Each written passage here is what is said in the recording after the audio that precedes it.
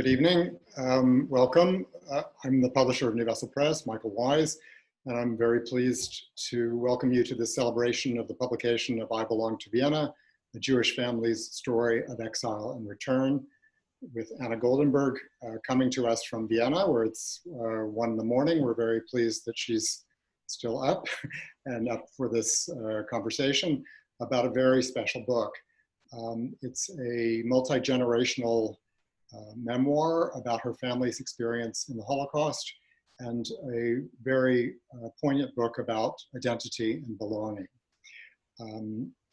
Anna, why don't we start, if you would tell us a little bit about how you came to write this book about your family.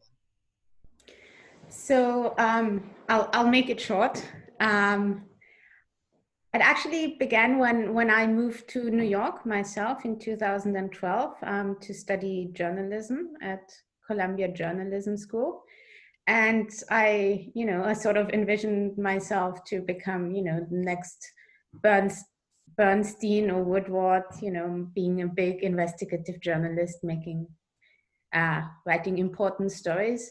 But soon I realized that in order to become a journalist, you have to start closer to home, because you don't know everything yet when you're just in your early 20s.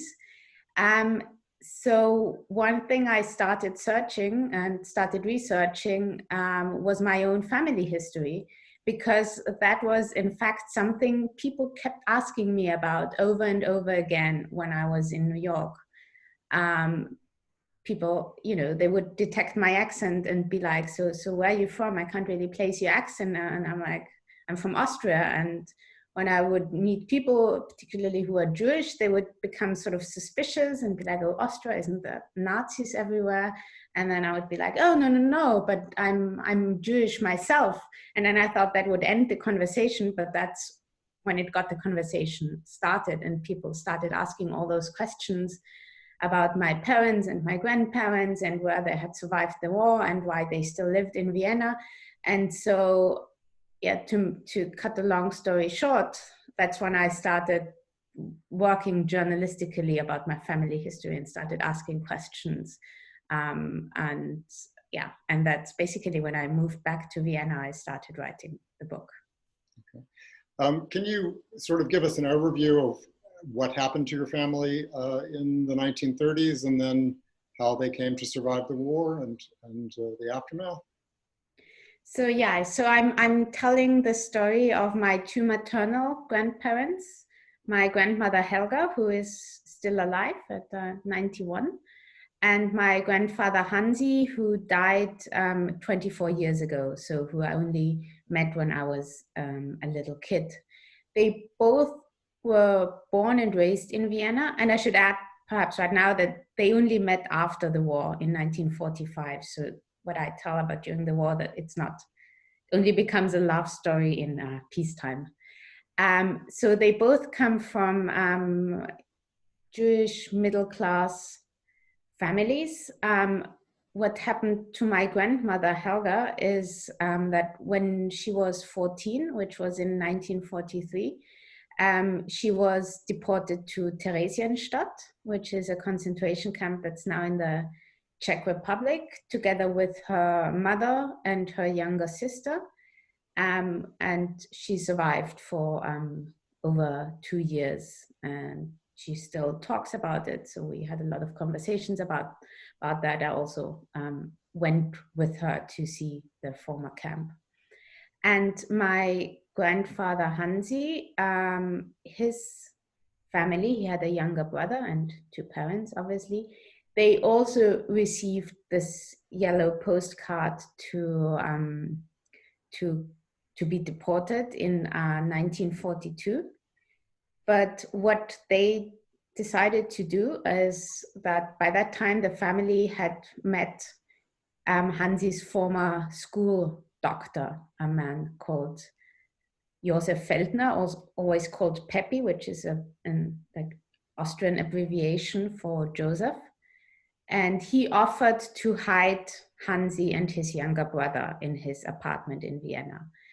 And what Hansi's parents decided is that Hansi, who at that point was 17 years old, should stay in Vienna with Pepy, and the younger brother should come with them to the camp. And this is how Hansi survived in the apartment of Pepy for 2.5 years, which I'm sure we'll talk about a bit more later on. So for your book, you did a lot of research. You went to the places where your grandparents survived the war. You went to Theresienstadt with your grandmother and her sister, I believe. And you also went, strangely enough, to the Vienna State Opera House, which is a place where your grandfather was able to take refuge and take delight in going to concerts, going to opera performances during the war. While his future wife was in a concentration camp, he was in this gilded auditorium, listening to Mozart, surrounded by people who would like to kill him.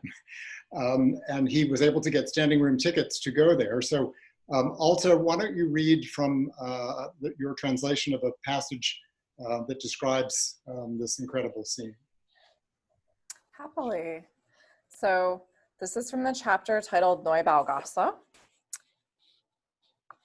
In the winter of 1942, Pepy was given a ticket for a performance at the Vienna State Opera and passed it on to Hansi.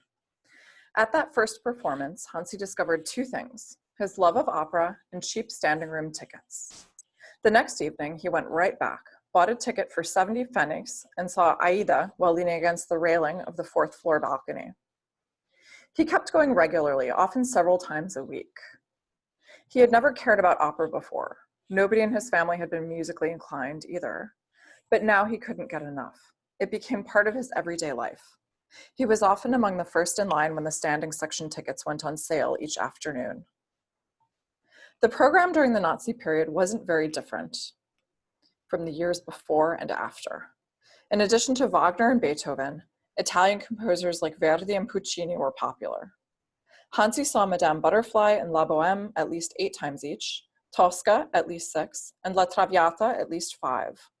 Soon, he knew the various singers' strengths and weaknesses, and he leaned even farther over the railing as he applauded their particularly successful parts. He read their names in the printed program, which cost about 50 pfennigs, then carefully folded the piece of paper lengthwise and saved it in a folder at home.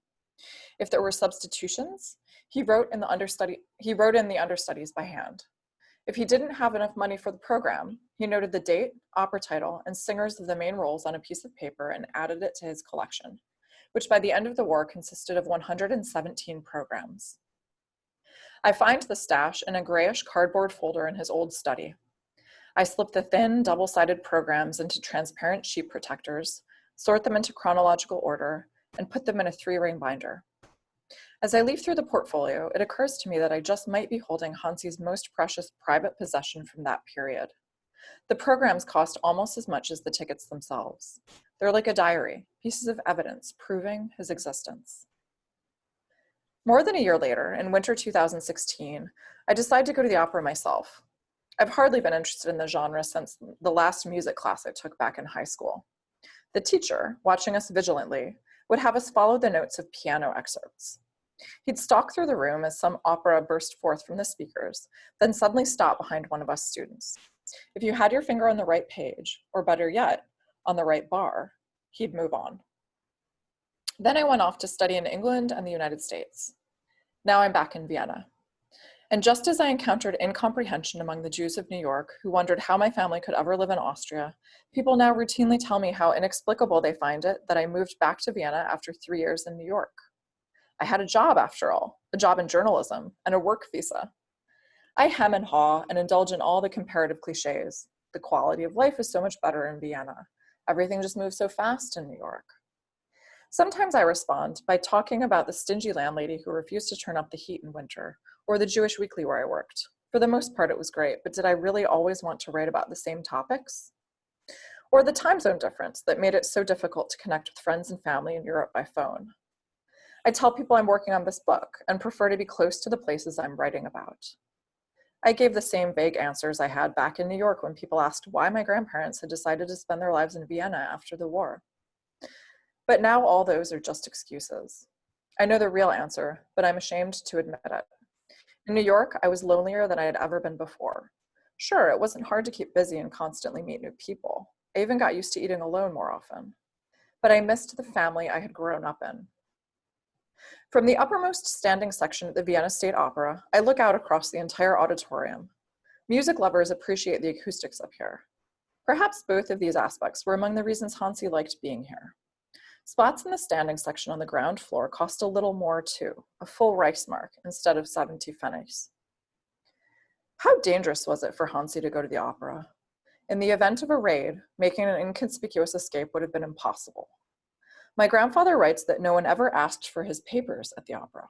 Was he just lucky enough to not be there during a raid, or was the opera never subject to such searches? The police checked IDs in all sorts of places and would cordon off the entire area until they were done. Movie theaters were frequent targets for such raids, which is why Hansi avoided them throughout the war. But what about the opera? Hansi writes that many performances were almost exclusively reserved for various Nazi affiliate organizations, and the only tickets sold to the public were for the standing sections. The audience was always swarming with uniformed men. Maybe that's why the authorities didn't bother with raids there. The overture to the Magic Flute begins. I'm surrounded by tourists. I recognize familiar melodies and am grateful my strict old music teacher had us listen to operas like this and explained how music is such an integral part of Viennese history and culture. The thought occurs to me. I belong to Vienna, so this music belongs to me too. And I suspect Hansi felt the same. Jews were banned from theaters, movies, and concert halls on November 12th, 1938. Their exclusion from cultural life meant they were no longer part of a unified whole. At the opera, Hansi belonged again. He saw the Magic Flute twice, on May 10th, 1943, and almost exactly a year later, on May 14th, 1944. After a few weeks, Hansi noticed several other men of military age on the fourth floor balcony who, like him, weren't in uniform. How did they have the time to go to the opera? Were there other people in hiding among his fellow regulars? He didn't dare ask. The only interactions we had were all about music, he writes. During performances, they would comment on the singing through glances and gestures. During intermission, they would talk about the singers, the conductor, and the sets. They seemed to have an unspoken agreement that their particular living conditions and everything else that existed outside that grand building on Vienna's Ringstrasse remained cloaked in silence. Cloaked in silence. Cloaked in silence. That could very well describe and does describe the way Austria dealt with its Nazi past for many years in the post-war period. And this failure to talk openly about the crimes that were committed by the Nazis and the Austrians, that certainly contributed to Anna's relatives who had fled Vienna before the war for New York to try and lure or invite her grandparents to leave Vienna and come to New York themselves after the war, which they did. And we've just heard about Anna's own experience in New York. Alison, you spent many years based in Vienna and know the Austrian political scene quite well. Can you tell us a bit about Austria's this reluctance to deal with its past and how that may have influenced a family and their sense of belonging and whether they might decide to stay or go from Vienna? Okay, just a small question like that, Michael. Thanks for the invitation to be here. It's wonderful to have this discussion. And certainly the story as it unfolded in Austria when I arrived there in 1986 was one of the most interesting I've ever covered. That was the year in which the Austrians elected by a narrow vote, but still, they chose Kurt Waldheim as their new president. And Kurt Waldheim had been Under Secretary General of the United Nations, was a man with a strong diplomatic reputation. But as his election campaign proceeded, there were various revelations about his service with the Wehrmacht in the Balkans during World War II. And this was part of this cloaked in silence, enormous past of the Austrians, who, I mean, I think men like Waldheim, there were many such men, and they weren't just in Austria, throughout Europe, people sort of saw the Nazis sweep through all the lands they conquered, and they thought the Nazis had won. So they threw their lot in with the Nazis. At the end of the war, the Nazis obviously lost, and most Austrians really didn't want to discuss that part of their past. They were getting on with life. The 1986 election campaign, with the election of Kurt Waldheim, sort of put this stern juxtaposition of the Austrian past that had not been discussed, men like Waldheim who had served in nasty places in the Balkans, and the actual truth. So that started to come out through the protest movement that developed around Waldheim's election. There was a problem in the sense that many Austrians felt as if somebody outside Austria was trying to tell them what to do, and that they really didn't appreciate. The World Jewish Congress was among the groups who led the charge, who led the effort to expose Waldheim's past. And the translation for World Jewish Congress in German is Jüdischer Weltkongress, which gives a much more strong emphasis that it was the Jews who were somehow trying to tell the Austrians what to do. And this, in fact, led to a whole bubbling discussion, which finally sort of lifted the lid off this past that had been cloaked in silence. And in the 1980s, up until sort of through to the 90s, in 1992, finally, Waldheim's term was up as president.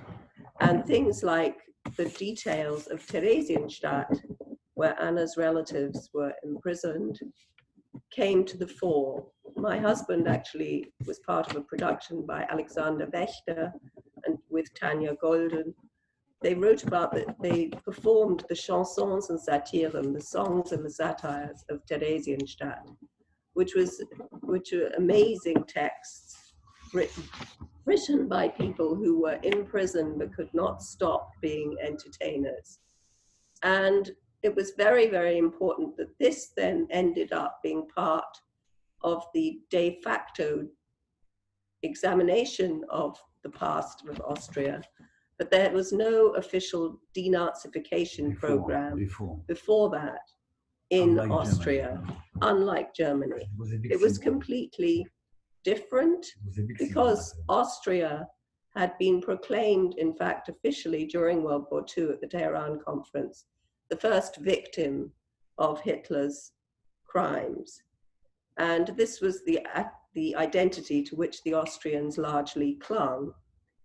At the same time, it's so fascinating to hear about Hansi going to the opera, because this is the embodiment of traditional Viennese culture, and it is a really strong identity.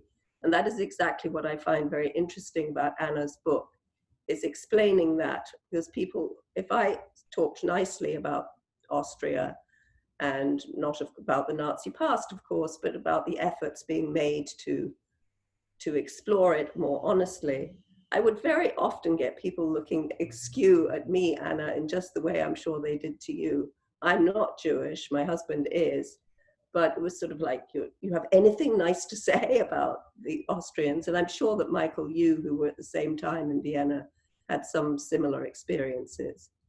I could go on and on about this, but I'm not sure that everybody needs to hear every little detail. But amidst this very dark element of Austrian history, Anna's grandfather benefited from an act of tremendous heroism and great courage. Absolutely. The man who saved his life and gave him refuge in his own home for all of this period. So the extraordinary thing about Anna's book is that it does deal with these very terrible deeds, but also acts of tremendous kindness and courage. Her grandparents did end up leaving for New York for a brief period to try life there. So let's have Anna read just a bit from the passage where they leave and make a decision to go to New York, and then they find themselves very very ill at ease there and not at all at home, in a similar way that you yourself did decades later. So could you read that passage, Jenna? Mm-hmm. Were my grandparents lonely and socially isolated, as one sometimes hears immigrants say? Quite the contrary. It seems they could barely say no to all the invitations. Fellow doctors and hospital employees had them over, and they went to parties and the movies. One family that had to travel for several weeks even generously let them stay in their stately home while they were away. Hansi and Helga spent most of their time in the living room, listening to records. Time and again, they'd run into acquaintances from Vienna who had emigrated like them. They spent their free weekends in New York City with the family, who wanted to show them around town and help them integrate. They went to concerts, the theater, and museums, and they enjoyed lavish dinners for the Jewish holidays. Hansi appreciated his intelligent and attentive aunt, his engaged and family-oriented cousin, and his good-natured and amicable uncle. Helga's memories of Hansi's family are also very positive. In July, Hansi writes Pepy that a friendly fellow Jewish doctor invited him to go swimming at a Jewish lake. Poughkeepsie's Jews have bought their own lake. Everything here is separated. There isn't much mixing. People stay in their own little circles with others of the same social background. Helga confirms it. She had found the degree of racial segregation, in particular, deeply disturbing. The staff of the hospital was mixed. The fellow interns included a Black doctor, and her senior physician was Black as well. On paper, New York was one of the most progressive states when it came to anti-discrimination legislation. A government commission against discrimination at work had been introduced in 1945. From 1952 onward, people could sue for unequal treatment in public places. By 1954, segregation in schools had been declared illegal nationwide. Reality was rather different, Helga learned, when one of her Black colleagues gave her a lift to the center of Poughkeepsie. Helga asked if he'd like to go shopping with her. He declined, saying that he couldn't be seen beside a white woman in public. She was no less disturbed upon learning that an Austrian acquaintance who worked at the same hospital often wasn't invited when they were. Jewish doctors invited the Jewish couple, but not their non-Jewish friends. I had had enough of that during the war, says Helga. So rigid, racist social conventions certainly played a major role in their decision to return to Europe. So it's fascinating to hear about their experience in the States in the 1950s in light of what's going on in the United States at the moment. I'm wondering, Anna, if you can tell us a little, delve into this decision of your grandparents to return to Austria after just a few years of living in Poughkeepsie. How much of it do you think really stemmed from their sort of revulsion at the racial segregation that they found and the sort of separation of Jews from non-Jews in the United States, or were they lonely? Was it practical considerations? What do you think was really behind it? Because one has to ask, they've decided to leave the United States, which was certainly an imperfect society, but they're returning to Vienna, which is the land of the perpetrator. And it's also the land where Pepy was living, the doctor who saved your grandfather, and he wanted to be near him. So what was behind all this decision?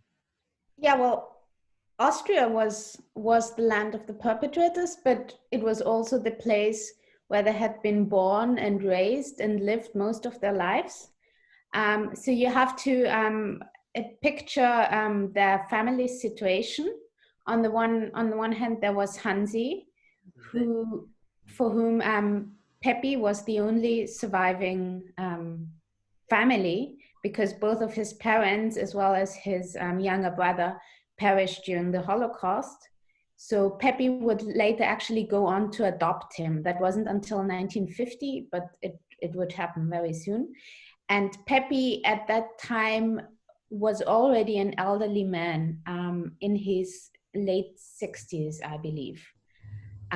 So he wasn't, so it would have been really difficult to, emigrate with him to another country, though I think he theoretically would have been willing to go.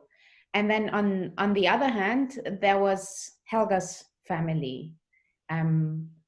She survived Theresienstadt together with her mother and her sister, and miraculously, her father also survived the war. Just a brief aside, her father, also a Jewish physician, was imprisoned in 1938, and he survived various concentration camps and spent several years imprisoned in Italy. And in the end, he was in Auschwitz, and he survived there. Coming back home to Vienna, the only home he had ever known, and went straight back to work. Basically also his old workplace. He was a doctor at the police, and just kept going. And Helga would always say there was no chance to move him and her mother out of Vienna. And I do think it's understandable, having been separated from a parent for such a long time, and actually believing that he would never survive that, finding out he's still alive, you wouldn't really want to leave him. So I do think that the family still being in Vienna played a really big role. What I do think also played a big role is, that they knew Vienna, and that it was relatively simple for them to work there. And that, in the US, the rigid, the social conventions played a role. But I think it wasn't just the racism. It was also they didn't feel at home. I mean, I only read one part, but they had a lot of really, very astute observations about American lifestyle that still, resonated to me today. Right. Yeah, I think combination of all of these factors led them to go back to Vienna. So you were born at the time of the Waldheim affair, and when or you were very young at that time, in the period that Alison has been describing, when there was this tremendous reluctance to discuss the past, and then there was some degree of breakthrough. Did your parents and your grandparents talk about that to you and make that, did they talk about an ambivalence in your childhood about being in Vienna for that reason? The reluctance to talk about the past, or the reluctance to pay restitution, those kinds of things. Was that discussed in your childhood? Not that much. I think by the time I, became a politically observant person, things had changed here in Austria. I mean, I did grow up with a sense that, us being Jewish and the family's history, like it's not something that's part of the small talk conversation you do in everyday life. So it wasn't something, you would tell everyone straight away. You'd be super open about it, because my parents would always say you don't know what they say about Jews at home, and I still don't know. I mean, there is anti-Semitism in Austria as there is in the US and elsewhere, and it's deeply rooted, and it's a structural issue. So yeah, but I mean, people are trying. I think now, it's a different generation than the Waldheim era. So I do think, that trying to approach that topic, but I still think there's a lot of the way the issues of being treated. I don't really know what the right term is. Like, it's being used as a fig leaf. Like, it's very easy, I feel, nowadays in Austria now to, condemn anti-Semitism and condemn the Holocaust.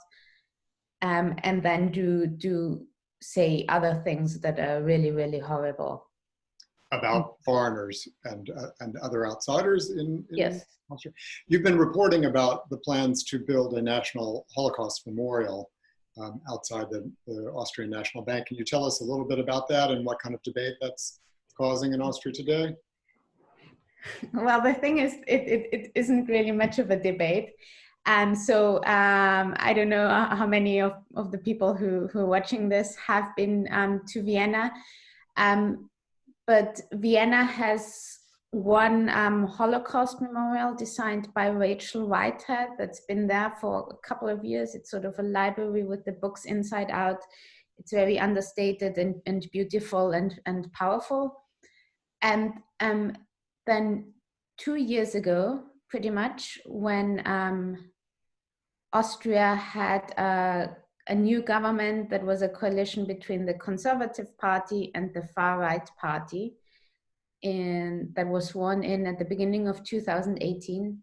And a couple of weeks after it was sworn in, and it was, of course, huge controversy, it was announced that a new Holocaust Memorial would be erected, and it would have the names of all 65,000 murdered Austrian Jews on them. And the government announced that they would fund it with 5 million euros. There was a bit of debate whether it was the government or the city, but anyway, so it's been funded through taxpayers' money.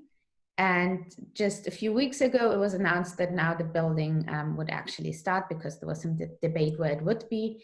But the thing is, what wasn't debated at all is whether we would actually need, under quotation mark, a new memorial and what it should look like. There was no, as there is usually in these kinds of projects, there was no kind of competition like what with different artists and different designs. It was simply just like, yeah, we're having this memorial. There was no debate which names it should include. Just like now it's about only the Austrian Jews that were murdered, but what about foreign Jews that stayed here? What about other victim groups, and so on and so forth? So there was like, and I do think it's, in a way, it's perhaps this fig leaf aspect that I mentioned earlier that's still really prevalent. So we have a government with a far-right party as a coalition partner, and they feel the need to do something about anti-Semitism, and state very obviously that the Holocaust was really bad. So we're doing this without actually going in depth, but staying on a very superficial level of memorializing and remembering history. Mm-hmm. While at the same time, there's strong Islamophobia and other forms of xenophobia in Austria, which are not being addressed. Exactly. The Jew polishing the cobblestones. Let's read one other short passage, Alta, if you will, which is a passage that really, I think, kind of goes to the heart of how Anna and her family remember the experience that they went through and the lessons that it has for everyone today. The passage about Pepys, whether to honor Pepe at Yad Vashem or not. And this is from the chapter Return to Vienna. After Pepys' death in 1973, the family suggested having a tree planted for him along the Avenue of the Righteous at the Yad Vashem Holocaust Memorial in Jerusalem. An Israeli commission awards the title Righteous Among the Nations to those who rescued Jews under Nazi persecution. To this day, Pepe is not one of them. He wouldn't have wanted that under any circumstances, Hansi said. He found such sentimental gestures offensive. To Pepe, what he had done was self-evident. Why should he be honored for not doing the wrong thing? For a long time, this struck me as incomprehensible. How could a monument be bad if it moved people to see Pepe as a role model and emulate his behavior? I had always listened in as members of our extended family were ranked according to whether they would hide us. My grandmother's longtime medical secretary? Absolutely. My cousin's former nanny? Probably not. My classmates' parents? Maybe. Many of Pepys' traits were inherited by the family. The art of listening and questioning, for example. Pepe taught Hansi, who passed it on to my mother, who used it on me. If someone annoyed or offended me, she would let me tell her all about it and ask if I could guess why they might have done what they did. Today, I consider listening to people the most strenuous aspect of my job as a journalist. I have to pay close attention to what people say, suss out whether they're saying it merely because they think it's what I want to hear, and then formulate my next question. Pepys' sheer courage and recklessness often make such family lore sound like such a bunch of adventure stories, but I'm a long way from all that. Would I be capable of standing up against a seemingly invincible, perilous power? I don't know. So your grandmother has spent a great deal of effort in educational programs and going to schools in Austria and talking with young students.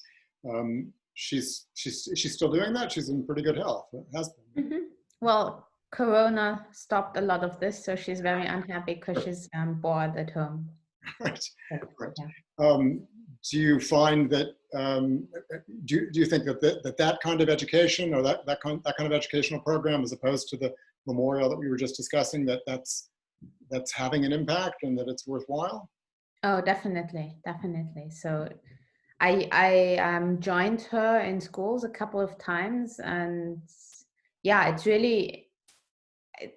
really impressive how the young kids and young adults react to her. It's like, it's not something I can understand because I've grown up with her and I've grown up with those stories, but yeah, it is very important to them and has an effect. Mm-hmm. And you yourself, now that you've gone through sort of the same, you yourself went to the United States, spent time there, gave it a chance, came back to Austria. Do you feel that you made the right decision, and you're happy and feel at home, and that you belong to Vienna? Home is a big word. I mean, I'm happy here, and in a way I do belong here because I've grown up here and I know the place very well. But I mean, I do think that, you know, nationality is an accident of birth. So I've been lucky to have this very comfortable nationality, and I'm very privileged to be here. But I do think I live with this sense that it's something like having a home, something that can be taken from you in a second, in a moment, as it has happened to my family, as it happened to a lot of people in 2015, which was when I moved back to Vienna and when I started writing the book, which was when tens of thousands of people came to Europe. So that was also something, I don't know if you can actually feel it in the book, but it was very, very present when I started researching and started writing it, and all those you know, parallels in a way, without wanting to compare it, but you know, in the refugee experience there are definitely parallels. Mm-hmm.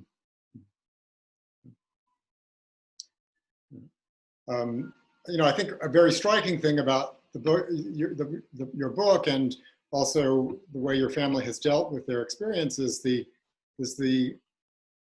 ongoing emphasis on the positive and the good things that they experienced. And that's doesn't come across as a sense of naivete, but a sense of just acknowledging that was actually part of the reality. One could compare your book with another memoir by Hilda Spiel, who wrote a memoir. She survived the war in London, and she returned to Vienna. Her book is called Return to Vienna. She returned to Vienna very shortly after the war, and she found that the Austrians to be incredibly self-pitying, and that they were the ones who, as Alison just told us, they were the ones who were the victims. They were the ones who suffered, not Hilda Spiel, who as a Jew went abroad and ran for her life, or people like your grandparents who were very lucky to have survived concentration camps. But yours is such a different telling of that experience, and your grandparents' desire to return and feeling that they belonged there. Which is why I think people in Austria enjoyed the book very much, because they felt, it was something positive. Though I don't think being positive was so much my emphasis. It was more on, seeing the shades of gray. Like my grandmother was always, very careful to point out, there were good ones and bad ones. So it wasn't just the good ones, but it also wasn't just the bad ones. Mm-hmm. So I'm trying to, tell these stories, all while knowing that, every single person who survived the Holocaust was an error in their mistake, was an error in their system. Like she wasn't supposed to survive. So it is a very bad story overall, with like a few positive dots, maybe. Right. All right. Shall we see if there are questions? Yeah, I have a question, and I also just want to say thank you again to the four of you for letting us host you. This has been really, really wonderful. You just said, Anna, that it was well received in Austria. I was curious about its reception in Austria and in its original German text. It came out in German. Mm-hmm. And what was the reception like? Yeah, I mean, positive. But then, yeah, perhaps people don't really dare saying anything really negative about the subject. So it is still a touchy subject. But I did hear, a lot that it was sort of uplifting. You would read it and not feel completely devastated afterwards. Although I did, once an acquaintance texted me at 2 a.m. and was like, "I just finished reading your book, and first I was crying, and now I had to play computer games for 2 hours, and now I'm back to normal, and I can write you that I really loved it." So yeah, we're also we're turning it into a movie. I'm currently writing a treatment. Ooh. So ooh, congratulations. That's really exciting. And that's also something I heard a lot, that it's quite visual. It does evoke a lot of images. So yeah, I mean, I can only remember the praise I got. So. And when you were speaking of home earlier, since we are doing these in each other's homes, and this store is my home, behind you, is that the dewdrops on the branch? Is that New York behind you? And that? Yes. Yeah, so yes. a little bit of New York in Vienna. Yes, this is from a dear friend of mine, also a Holocaust survivor. She must now be in her mid-90s, and she took this image, this photograph on her balcony on the Upper East Side. Well, it's beautiful. It's beautiful. Thank you. Another question from the chat. How important for your identity as a writer is your Judaism? Or would you be more comfortable just blending in or identifying as a universal Viennese person? I know that's a big question. So I spend most of my time, working as a journalist. So, I mean, that is a writer in some sense, but it's not, a writer. I'm mostly a journalist. And most of the time I don't really, my Judaism doesn't really play a big role when I do stories about, I don't know, the Austrian media or this and that, and all the things I cover. I have a very broad, I do a lot of different topics. But then, I mean, having done this, my family story, I have become an expert of sorts on these issues. So I am asked again and again to, write about these issues and give my opinion on these issues. And then, yeah, I'm happy to do so. I do think the third generation of Jews in Austria, they do need a voice, and I'm happy to be one of them. So yeah. And another question asking if Anna and Alta can talk a little bit about the translation process, considering that Anna does have fluency in English, whether there were any major disputes, quibbles, and just what that process was like, getting the book into English. Maybe Alta, if you want to speak to that first. I'll start. For me, it was a massive honor. I had a couple of colleagues recommend this book to me, and I happened to be in Vienna on a translation residency. So I was able to meet up with Anna, and I think it was just sort of a dream. You know, I was thinking, you know, of course, have to read the book first and then see if I would be able to do her voice justice in English. So I'm just thrilled, you know, that this exists now in English physically, and that it's bringing us all together right now. I would say, Anna certainly has her own perspective. It's always intimidating isn't the right word, but certainly when I'm working with an author who I think I've worked with very few authors that are as, have such mastery of English as Anna does. So, I would say there are always differences of opinion in translation. I think there were certain things, and it's not just between Anna and myself, also, you know, with Michael, little things of, you know, how do we want to treat the title? And because there was a slight adjustment to the title in English. And I think, you know, from my perspective, it was a really fabulous collaboration. And I got great feedback. Yeah. I don't know, Anna, how do you feel? It didn't even occur to me. So for instance, with the title, when I was speaking to Anna afterward, because I wasn't sure she would approve of the shift in the title. And well, Anna, do you want to talk a little bit about it? Oh, yeah. The title. I'm happy to talk about the title because that's a sensitive issue. And because I really love the English title. Because I was very unhappy. I wasn't exactly happy with the German title, which translates as Hidden Years. So yeah, and then The Man Who Saved My Grandfather, which I think is a nice title, but it only tells one half of the story.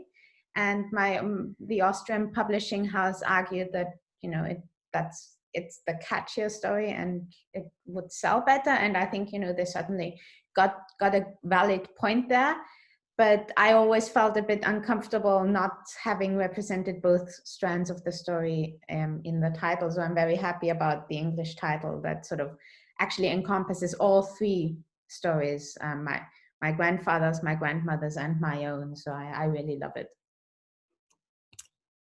Another question from the chat, which pops up almost every virtual event we've done. How have the past few months impacted both your reading life and your writing life? Has it been a particularly generative time for your writing, or has the state of things, because, you know, in a certain respect, it's you know, ideal for a writer. You're being told to stay inside. But how has it affected your writing, both as a journalist and as a creative writer? I don't really see myself as a creative writer. I see myself mainly as a journalist. Also, this book is basically a journalistic work. Nothing's invented, everything's true, and I just try to, you know, use clear and vivid prose. So for a journalist, it's horrible to not be able to go outside. But I do have to add that Austria, you know, touch wood, is pretty much back to normal now. So there's not really a lockdown anymore. We're down to less than 1,000 or around 1,000 COVID cases. So I've been having a normal life for the past month or so. But for 3 months, I was mostly at home.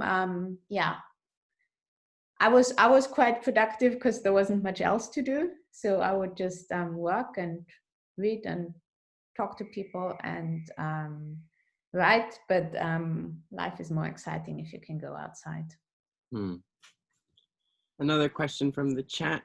Do you view physical places and spaces in Vienna differently now after knowing what happened to your grandparents there? And I guess related to that, was the process of writing the book a process of discovery, or was it more sort of, you know, memory retrieval, or was it articulating things that you had grown up sort of knowing, thinking about, or was there a kind of discovery to it? Oh, that's a good question. I knew most of it, I have to say. A lot of it I just knew from sort of vague stories that, you know, my parents have been telling me. And so what I did try to do was fact check as much as I could. And if I couldn't actually fact check, then at least, you know, verify, read about the historical context, make sure that that story I heard was, you know, could at least have happened that way. And there's no way for me finding out if it actually did. You know, there were some bits that I did find out, and I was able to piece together timelines in my family's history. And yeah, also to get a sense of the place. Obviously, I went to all the places where the story took place, and yeah, I do. Of course, I do view them differently. I view all of Vienna differently now. I feel like it got an additional layer through knowing its history better. And I think that might be all we have time for tonight, but I just want to say thank you again to you, Anna, and Alta, and Michael, and Alison. I can't wait to get my hands on my copy of I Belong to Vienna.